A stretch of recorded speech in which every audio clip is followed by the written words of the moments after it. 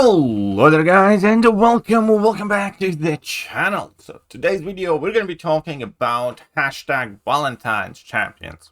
In other words, champions that you can use these romance items on, awakening gems and signature stones. Most specifically in this video I will be talking about the awakening gems. If you want, I guess I can make a separate one about the sig stones, but awakening gems I think is the kind of most crucial one. So what are the best targets for these romance awakening gems, and would they be worth it for you? So we're gonna go to cockpit.org, and these are all the champions that we can use for our romance gems. Obviously not all of them are available to 7 stars currently, like Thor, but in general we kind of get a good gist going class by class what would be the more potent relevant options. That is obviously the mandatory disclaimer here. This is subjective. Your best options and use of these gems may vary wildly based on which, class awakening gems you already have, which champions you already have awakened, which champions you want to awaken. Kind of the point of this video is I'm going to be listing champions that I think would also be worth spending these 2000 units on. Because I did hear some people say, like, oh, I want to, buy this awakening gem for like my Dazzler. For instance, I don't think Dazzler is quite relevant enough today to warrant 2000 units spent to awaken her. If you do get her awakened, then eventually she's good for like some specific things. Fair enough, But for instance, I would not spend 2000 units to awaken Dazzler. I would, however, spend 2000 units in a heartbeat to awaken Nico Minoru. So the second kind of like purpose of this video is to kind of like pinpoint the champions I think that offer could potentially be worth it for. And we're going to start with the best mystic in the game. I think if you do have Nico Minoru, then this offer, and you have her unawakened, I think this offer is absolutely a no-brainer. Pay those 2000 units, you can awaken her, you can get 56 stones to kind of like to work towards her signature level. It's an amazing, amazing choice. Similarly, I think it's about Jean Grey. I think Jean Grey has proved herself. I do think she's currently the second best mystic mutant champion in the game. I do think there are some arguments to be made for her taking the top spot at some point. I do think Onslaught is still ahead. But either way, she's absolutely worth it. You do want to have her awakened, and she will, help you a lot in most situations. So I do think that Jean Grey is absolutely worth the 2000 unit investment, as well as this gem. So, Absorbing Man. And the choice here is quite simple, straightforward. If you do happen to have an unawakened Absorbing Man, he's one of the rarest champions in the game. There is no clear way how you will ever be able to acquire him again. An only feasible, realistic way to awaken him in near future, I guess, is an awakening gem. So you either have generic, mystic, or this awakening gem.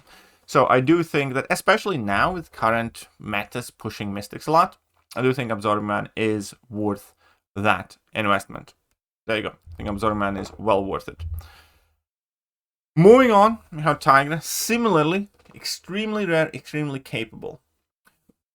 We are approaching our first big conflict, because Nico is a mystic that demands Sig 200, Absman is a mystic that demands Sig 200, and Tigra is a mystic that demands Sig 200.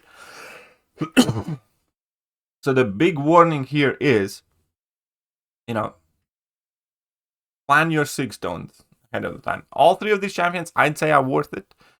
I'd personally probably swap Tiger and Abs around, but Abs is more rare, I suppose. But when you do commit to one of these champions, be ready to spend the 206 stones, is all I'm saying.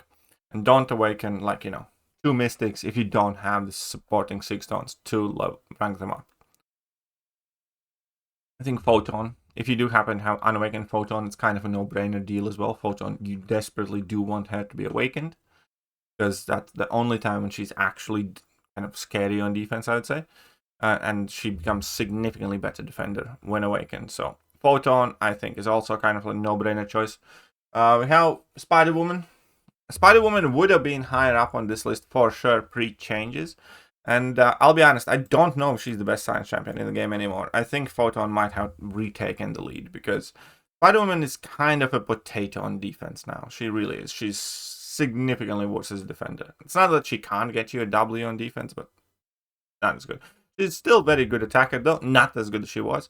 But, you know, she is still good on attack. She's still worth it. She's still good. She's definitely a top 2, top 3 science champion in the game. So I do think she's still worth the investment.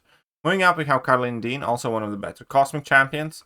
And you do like to have her awaken for increasing the damage output, because for each iridescent buff, you gain increased incinerate potency up to 5%. So that would give you potentially 30% more potent incinerates and bursts. So that is quite a huge thing.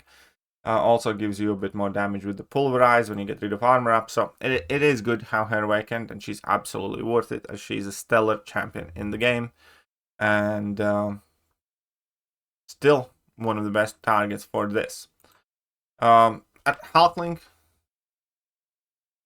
is not as high as Absman is, because he's more capable unawakened, I suppose. But he's definitely still a good pick for that awakening gem. Absolutely. I do think Hulkling is more likely going to become available to acquire than Absman sooner. But either way, I do think Hulkling is also still a very good target.